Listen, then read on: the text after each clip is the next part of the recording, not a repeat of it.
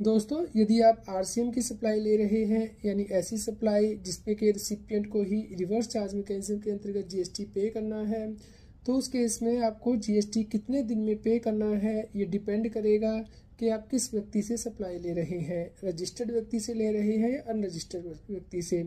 यदि registered person से ले रहे हैं तो टैक्स इनवॉइस रजिस्टर्ड पर्सन ही इशू करेगा, लेकिन आपको जो जीएसटी पे करना है उसके लिए आपके पास ज़्यादा टाइम होता है।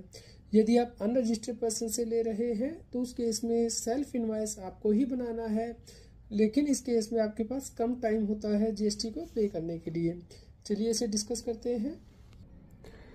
तो यदि आप रजिस्टर्ड पर्सन से सप्लाई लेते हैं तो उस केस में आपको टाइम ऑफ सप्लाई होगा date of payment entered in books of account और date of payment debited in bank whichever is earlier, और 60 day from the date of issue of invoice whichever is earlier. लेकिन यदि आप unregistered person से supply लेते हैं तो invoice आप ही को बनाना है 30 डेज के अंदर date of receipt of goods और सर्विस से, और इस केस में टाइम ऑफ सप्लाई होगा earlier of date of payment as entered in books of account और debit in bank whichever is earlier. तो मान लीजिए आपने सर्विस ली है 11 अप्रैल को और इनवॉइस इशू की गई है 13 अप्रैल को, और उसके बाद आपने सेल्फ इनवॉइस बना ली है क्योंकि ये अनरजिस्टर्ड पर्सन से सप्लाई ली थी 10 मई को। 11 जुलाई को पेमेंट की गई है और 16 जुलाई को पेमेंट बुक्स में से डेबिट हुई है। तो आपको जीएसटी कब पे करना है?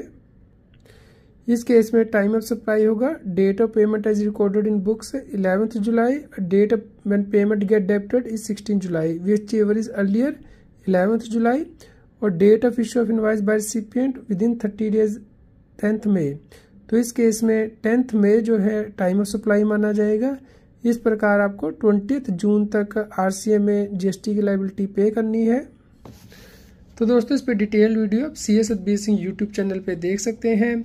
इसी प्रकार के रेगुलर अपडेट के लिए CS Satbir Singh YouTube channel को सब्सक्राइब कर लें, लाइक और शेयर करें ताकि सभी लोगों तक की जानकारी पहुंच पाए और वो जीएसटी की कॉम्प्लायंस कर पाएँ।